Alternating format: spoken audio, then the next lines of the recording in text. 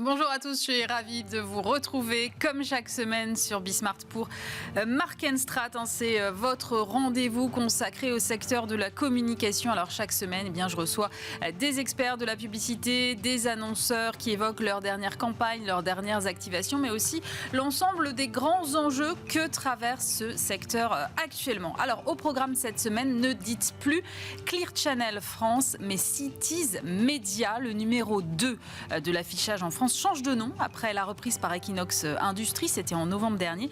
Nouveau nom, nouveau management, nouvelle stratégie. On va faire le point là-dessus en détail avec Guillaume Jaccarini, c'est le directeur de la stratégie de Cities Media. Elle a tout d'une grande, l'agence Bell, à peine 5 ans d'existence, dame le pion aux géants de la pub sur de gros budgets. Dernier en date, celui de TF1 pour le lancement de TF1+. On essaiera de comprendre ce qui fait son succès avec Solène Madec qui est la CEO. Et puis alors des salariés piégés en caméra cachée, campagne de marque employeur pour le moins audacieuse de la part du cabinet d'audit et de conseil Mazars. Le groupe a fait appel à un YouTuber pour mettre ses collaborateurs face à un changement de culture de l'entreprise assez drastique et vous allez le voir, les réactions sont assez incroyables. Bienvenue dans Mark & Strat, c'est l'épisode 20.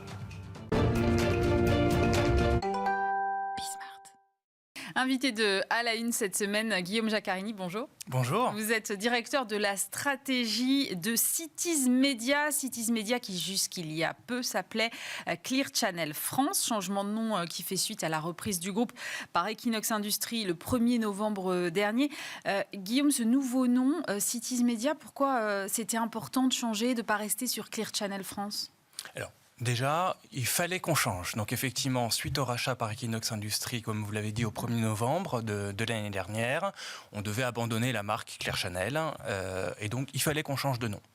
Mais au-delà de ça, et au-delà de cette obligation, ça a permis finalement de trouver un nom qui reflète et qui dit exactement qui on est. Alors pourquoi donc le Cities Media ? Donc Cities, C-I-T-Y-Z, c'est la contraction de City, la ville, la cité, et Citizen, le citoyen. D'accord. Et véritablement, c'est ce qu'on est chez Cities Media. Nous sommes le média, nous sommes présents à l'extérieur du foyer, dans la rue, dans les réseaux de transport, dans les centres commerciaux, donc véritablement dans l'univers urbain, dans la ville. Et on est fondamentalement le média de tous et toutes, le média des citoyens. S'il y a bien un média qui est finalement partagé par tous et toutes, c'est la communication extérieure.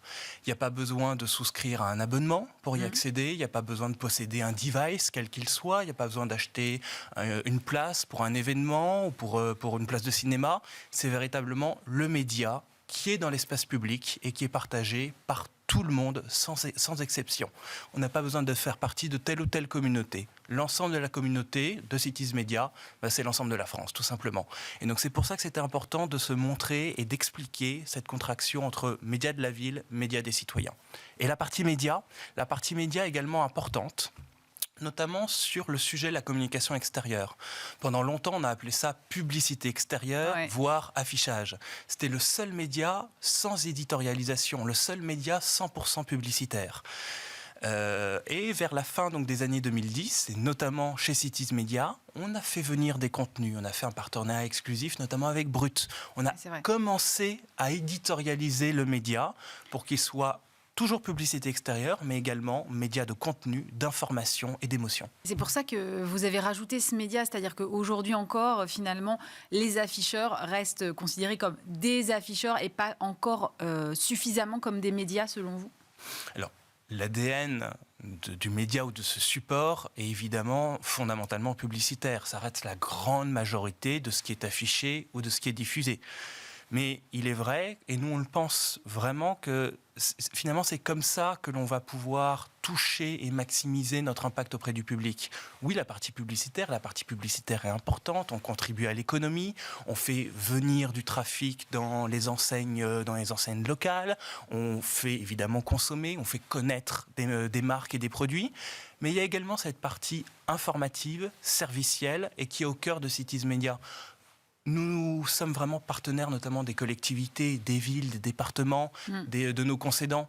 Et les contenus qu'on va leur proposer, qu'on va proposer à leurs administrés, qu'on va proposer aux citoyens, qu'on va proposer aux fréquentants, aux usagers des réseaux de transport, aux fréquentants des centres commerciaux, oui, les publicitaires, mais il y a aussi d'autres choses qui peuvent se passer, des choses qui vont être consommées, vécues avec des amis, en famille, en public, pour informer, pour faire rire, pour émouvoir aussi.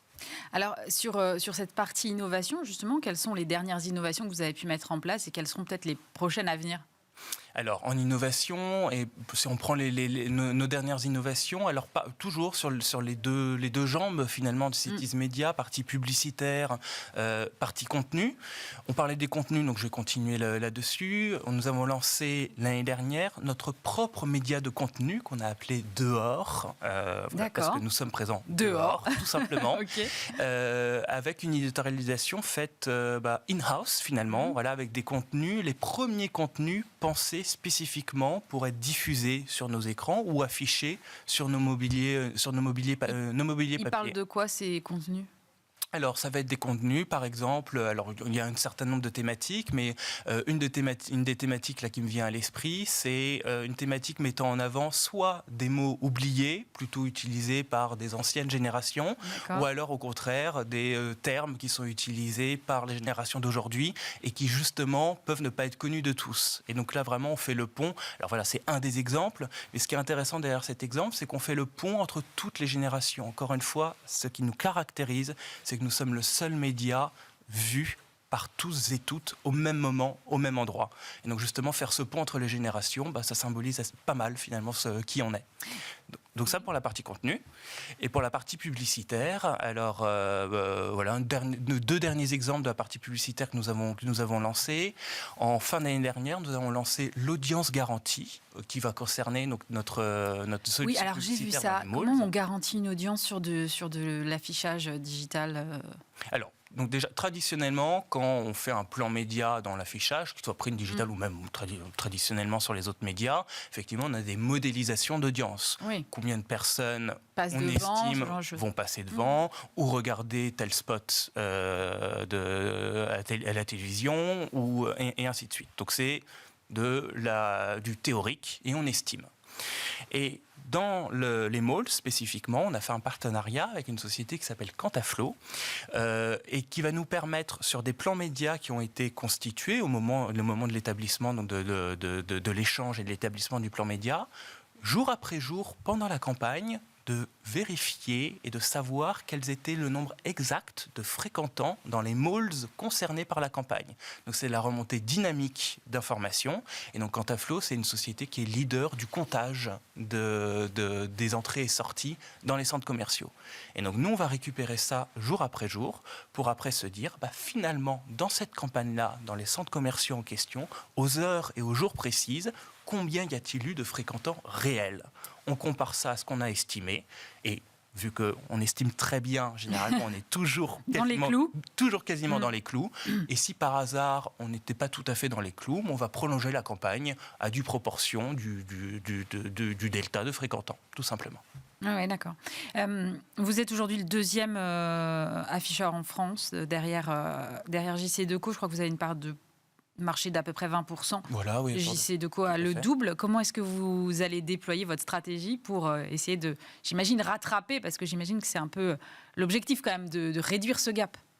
Alors, nous, notre objectif, et effectivement, on a un plan assez ambitieux pour les années à venir. Déjà, il est permis par finalement notre changement de destin.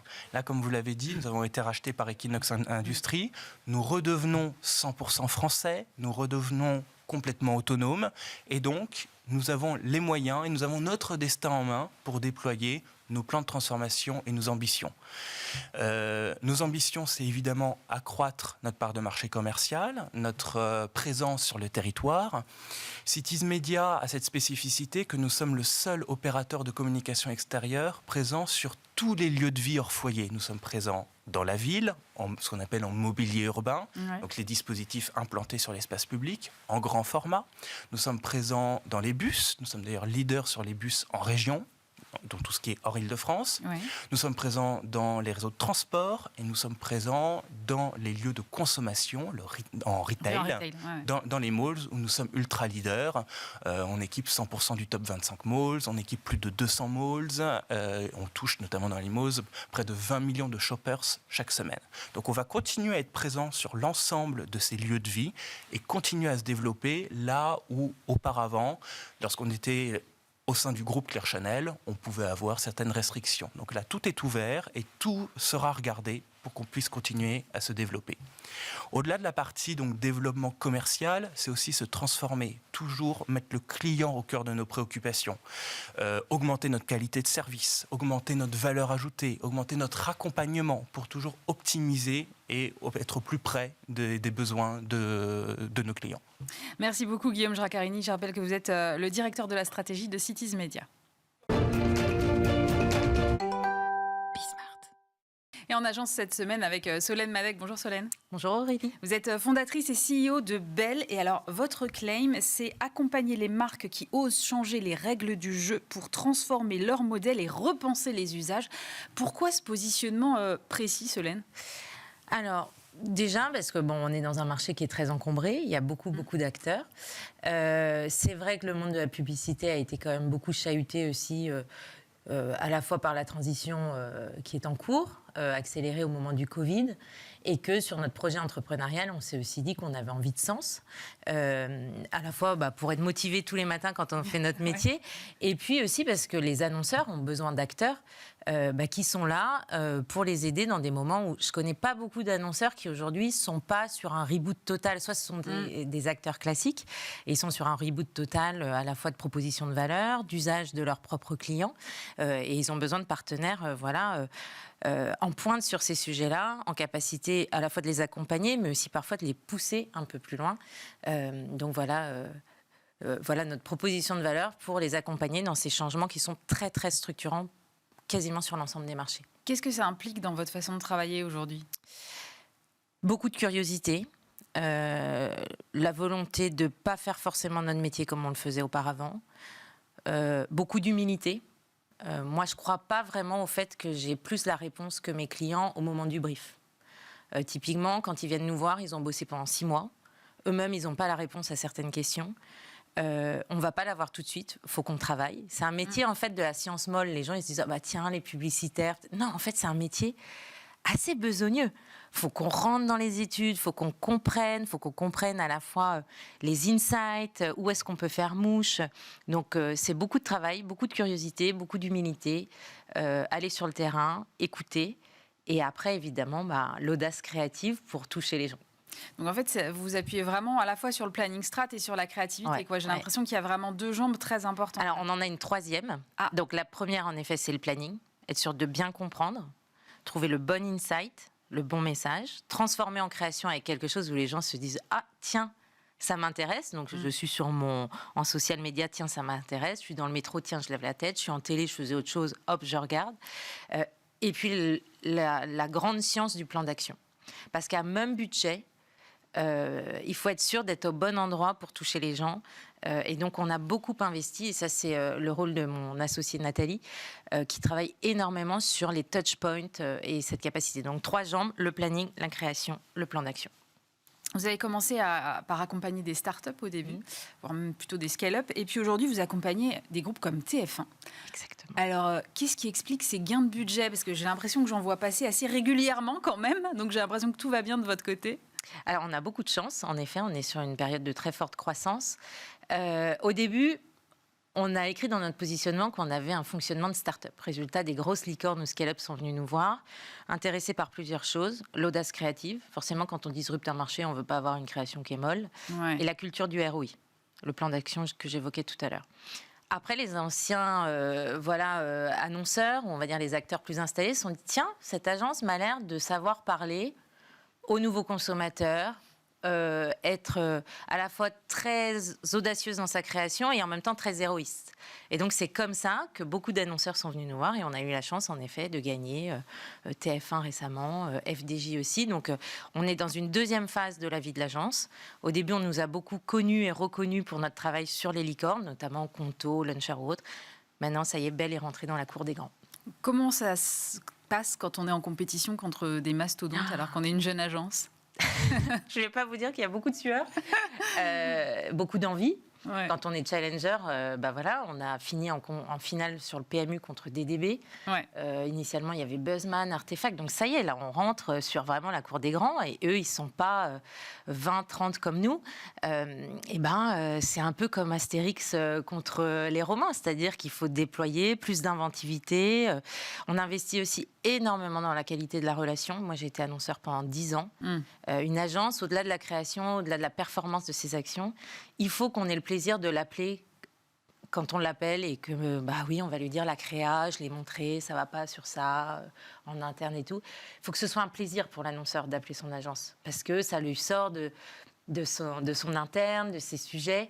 Et donc, il faut beaucoup investir sur la qualité de la relation. Et donc, on a beaucoup de seniors qui travaillent justement main dans la main avec nos clients. Et en tout cas, on espère que ça se ressent. Et souvent, on nous dit qu'on est une agence à hauteur d'homme et c'est quelque chose qui nous tient vraiment à cœur. Vous êtes 3 associés, vous avez mentionné Nathalie tout à l'heure, mais comment vous répartissez les rôles en fait? Alors Pierre, qui est directeur de création, forcément, il est en charge de la création.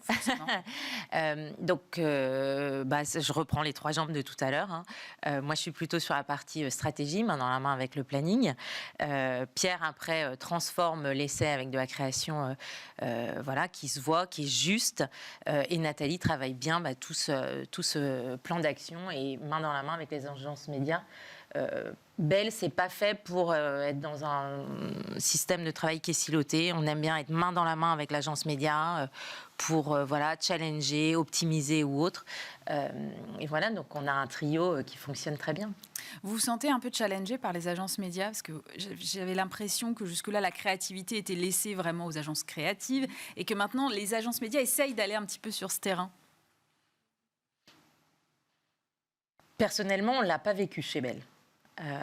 Justement parce qu'on rentre aussi dans la cour des grands. C'est sûr qu'il doit y avoir des initiatives créatives et ça, je ne le nie pas du tout. Mais sur les gros sujets où on demande beaucoup de créativité, notamment quand on parle du lancement de la plateforme de streaming de TF1 ou autre, là, on ne voit jamais d'agence média dans ce type d'appel d'offres ou dans ce type de mission. Mais en revanche, oui, sur des coûts, ce type de choses, oui, il peut y avoir ce type de choses. Vous allez fêter cette année vos 5 ans. Déjà, quel bilan vous faites et comment vous voyez les 5 prochaines années? Alors, on est très heureux. C'est vrai que c'est un pari qui réussit, un pari d'indépendance. On est une trentaine, on a des très beaux clients, c'est que le début. Donc ça, on est très fiers. Il y a beaucoup de sujets devant nous. Il y a le sujet de l'IA, il y a le sujet aussi de la femme. Par exemple, sur les sujets de production publicitaire, vous verrez qu'il y a peu de réalisatrices femmes. Très peu, oui. Un client, Citeo, à juste titre, les clients sont là aussi pour nous faire progresser. Un jour, il nous a dit, mais comment ça se fait que vous ne nous proposez pas de réal femme? Ils ont raison. Comme dans le monde du cinéma, il faut qu'on soit proactif sur ces sujets. Et comme la production a fait publicitaire des progrès sur le bilan carbone, on va plus en Afrique du Sud pour tourner, on essaye d'être en train, c'est très bien, c'est le contrat de base. Je pense qu'il y a encore d'autres sujets. L'IA, ça va encore plus rebattre les cartes que le digital l'avait déjà fait pour les agences de communication. Donc il y a des grands sujets stratégiques devant nous. Il faut qu'une agence qui a été vue comme innovante, comme Belle, avec une très forte culture digitale, il faut qu'on embrasse ces sujets-là. Et au-delà de les embrasser, il faut aussi qu'on soit force de proposition, qu'on aille plus loin. Donc ça, c'est typiquement la production et l'IA, c'est des sujets qui sont devant nous. Et il y a aussi un projet humain. Moi, je crois aussi beaucoup au fait de réinventer le modèle d'agence. Plus d'équilibre de vie privée et de vie pro. Donc, on travaille énormément sur ces sujets-là sur Belle. Comme beaucoup d'entreprises, il y a la guerre des talents. C'est difficile de recruter. Au-delà de les recruter, il faut les fidéliser. Et nous, on a à cœur de travailler vraiment sur une agence où il fait bon vivre, où on est fier de venir tous les matins. C'est pas acquis, en fait. À chaque fois, faut se remettre en cause, écouter les demandes de certains collaborateurs et accompagner. Donc, moi, typiquement, en tant que patron d'agence, c'est quelque chose qui me plaît. Merci beaucoup, Solène Madec. Je rappelle que vous êtes fondatrice et CEO de Belle. Merci, Aurélie. Et dans Marquez-moi cette semaine, on va parler marque employeur en compagnie de Charlotte Gouillard. Bonjour. Bonjour Aurélie. Vous êtes directrice du recrutement et de l'expérience candidat chez Mazars. Et alors, vous avez lancé une campagne marque employeur en caméra cachée. Oui. Avec un youtubeur qui s'appelle Gonzague et qui a fait près de 2 millions de vues sur les réseaux sociaux. Mais d'abord, comment vous est née cette idée un peu farfelue ? Assez simplement, en réalité, en fait, on voulait s'adresser à la Gen Z, qui est notre principale cible de recrutement, puisque chez Mazars, on recrute un peu plus de 1300 jeunes, stages alternants, jeunes diplômés. Et cette Gen Z, en fait, c'est quoi ses codes de consommation ? C'est suivre des influenceurs multiples. Je crois que je lisais 84% des 15-24 ans suivent des influenceurs aujourd'hui. Donc, il fallait qu'on passe par ce dispositif-là. Et puis, le concept de caméra cachée était vraiment à la fois drôle, de piéger nos collaborateurs, de voir les réactions et en même temps l'authenticité du discours qu'on cherchait à faire transparaître. Donc c'était totalement adapté. Comment vous avez choisi ce youtubeur ? Parce qu'il faut faire attention quand on est une marque à qui on s'associe, donc j'imagine que vous avez creusé le sujet. Oui, tout à fait. On a regardé un petit peu, en effet, son historique, ce qu'il faisait. Il avait déjà travaillé avec d'autres sociétés, bien évidemment. Il avait une communauté qui était quand même assez large, ce qui nous permet de faire un petit peu de buzz aussi, bien évidemment, autour de cette campagne. Et puis, son concept de caméra cachée qui, nous, on trouvait était audacieux et qui nous permettait de faire le petit pas de côté qui va bien. On ne s'attend pas de ça d'un cabinet d'audit et de conseil, donc voilà, ça correspondait complètement à nos codes. Bon, et évidemment, on va le voir dans un instant, les personnes que vous avez piégées dans cette caméra n'étaient pas de la Gen Z, donc potentiellement ne connaissaient pas ce youtubeur. Oui, tout à fait.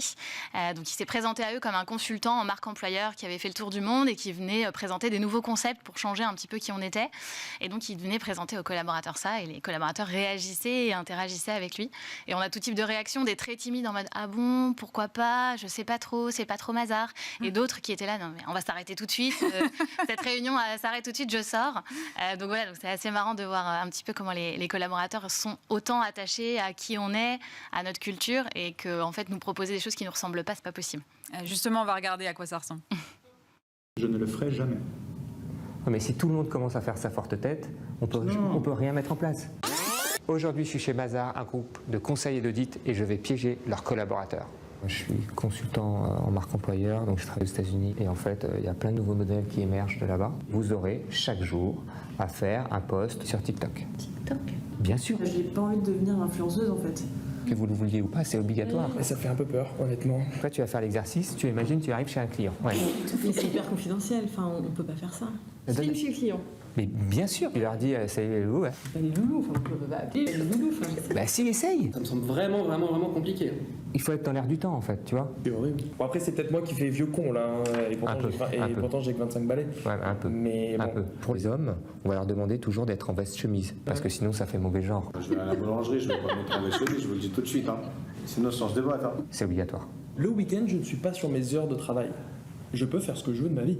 Non mais, laisse faire les pros. Enfin, je trouve que ça va à l'encontre de ce pourquoi j'ai choisi Mazars. Si un jour vous avez une très bonne idée, dans ces cas-là, vous référez à votre manager. C'est lui qui portera l'idée. On ne verra pas que ça vient de vous. Si jamais l'idée est bonne. Si l'idée est bonne, votre manager sera récompensé. Et puis ce qui est intéressant pour vous, c'est que pour les managers, ils pourront se faire mousser, entre guillemets. Non, il faut leur donner du sens au travail, il faut les accompagner, les faire grandir, et donc c'est ça le rôle d'un manager. Comment ont réagi vos collaborateurs une fois qu'ils ont su que c'était un piège ? Ils ont beaucoup rigolé. Ils ont été soulagés aussi. Oui, j'imagine. Beaucoup dans la vidéo disent non mais je vais descendre au 6e étage qui est l'étage RH. Je vais aller leur dire que c'est n'importe quoi ces idées. Donc non, beaucoup d'humour parce qu'ils ont vraiment été pris au piège. Et puis en même temps un soulagement de dire oh heureusement ça n'arrivera jamais tout ça. Comment vous avez choisi les collaborateurs que vous alliez piéger ? En fait, on avait fait un appel à candidature. En réalité, donc c'était vraiment sur la base du volontariat. Après, on voulait des gens de tout type de seniorité, de tous les métiers. Voilà, donc on a fait appel aux volontaires, mais voilà, sans leur une dire, diversité. C'était quoi le pitch, c'était on est en train de refondre notre campagne, enfin notre marque employeur. On a besoin de votre avis. On a fait appel à un consultant qui va venir vous voir dans une salle de réunion qui est très classique de la Tour. Et du coup, voilà, on a besoin que vous interagissiez avec lui pour voir un petit peu ce que vous en pensez et lui apporter aussi un petit peu d'eau à son moulin. Enfin voilà, donc c'était plutôt ça le pitch de départ. Et quand ils ont compris que c'était une caméra cachée, ils ont beaucoup rigolé. On a un petit bêtisier l'idée d'après, qui est assez marrant. Oui, parce que là, en plus, on a vu des trucs qui étaient quand même assez soft, mais il pousse le bouchon très très loin. Oui, on dénonce son collègue, son collègue le plus mauvais, on le dénonce et on vote pour qu'il sorte. On devient influenceur, on doit s'habiller en costume cravate même le week-end parce qu'on est en représentation. On ne peut sortir que dans certains quartiers de Paris. C'est vraiment poussé à son paroxysme. C'est un peu provoque, mais c'était l'idée. Et personne n'a flairé le piège. Non, il y a un seul collaborateur, mais qui connaissait Gonzague. Donc quand il l'a vu, il a dit « je ne participe pas ». Donc on lui a dit surtout « ne dis rien, ne dis rien ». C'est le seul, mais du coup il s'est retiré en effet de la campagne. Tous les autres ne le connaissaient pas et du coup n'ont pas du tout vu les caméras cachées qu'il y avait dans la salle. Vous attendiez à ces 2 millions de vues? Vous étiez fixé un objectif? On ne s'était pas vraiment fixé d'objectif. Après, on s'attendait à avoir un vrai effet buzz du fait qu'on passait par un influenceur, qu'il avait une communauté quand même très active, qui le suit beaucoup. Donc ça, pour nous, c'était vraiment l'objectif premier. Après, non, plus de 2 millions de vues, pour nous, c'est la campagne la plus réussie qu'on a fait ces dernières années. Donc c'est super. Et sur nos posts à nous, on est à quasiment plus de 5 millions d'impressions sur l'ensemble de nos posts de nos réseaux sociaux. Donc c'est un vrai succès. Je me pose toujours la question, effectivement, en termes de notoriété, là, je crois qu'il n'y a pas match. Mais après, est-ce que vous avez plus de CV, plus de candidatures, ou est-ce que finalement, ce n'était pas tant l'objet? Ouais, c'était pas tant l'objet. L'objet, c'est vraiment de se faire connaître de notre cible et de se faire connaître différemment. Les métiers de l'audit souffrent beaucoup d'une mauvaise image, une image un peu stricte, rigide. Et puis abstraite aussi, je pense qu'il y a des gens qui ne comprennent pas vraiment ce que va être leur quotidien. Et donc, on avait envie de dire, rejoignez-nous. Et en fait, nous rejoindre, c'est rejoindre une entreprise qui est un peu audacieuse dans la manière dont elle vous parle, qui va vous chercher sur vos réseaux et surtout, voilà ce qu'on vous propose. Nous, on est plutôt une entreprise bienveillante où vous allez faire votre parcours et c'est tout ce qui ressort, en effet, des vidéos avec Gonzague. Et donc, c'est ça qu'on voulait particulièrement aller chercher. Et aujourd'hui, les candidats nous en parlent en entretien. Alors, je ne sais pas si c'est vraiment ça qui a fait qu'ils ont candidaté, certainement plein d'aspects différents, mais ils en parlent en entretien en disant j'ai vu votre campagne avec Gonzague, j'ai trouvé ça très drôle. Et on a eu beaucoup de réactions sur l'ensemble des posts qu'on a fait où les gens trouvaient ça génial et vraiment authentique. Donc ça les a fait beaucoup rire aussi. Ça va être compliqué de faire la prochaine marque employeur en étant aussi audacieux. C'est le challenge. On essaye de faire toujours plus audacieux, toujours le pas de côté qui fait que c'est Mazars et qu'on se dit le seul cabinet qui pourrait faire ça, c'est Mazars et pas un autre. Donc on essaye d'être innovant et on challenge les agences avec lesquelles on travaille aussi, bien évidemment, pour qu'on pousse encore le bouchon et qu'ils n'hésitent pas à oser, à être audacieux et vraiment à faire le truc innovant et que personne n'a jamais fait et qu'on n'aurait pas vu dans notre secteur. Merci beaucoup Charlotte Gouillard. Je rappelle que vous êtes directrice du recrutement et de l'expérience candidat chez Mazars. C'est la fin de cette émission. Merci de nous avoir suivis. Évidemment, vous pouvez la retrouver en replay sur le site de Bismart, bismart.fr et en podcast sur toutes vos plateformes d'écoute habituelles. Passez un très bon week-end sur Bismart.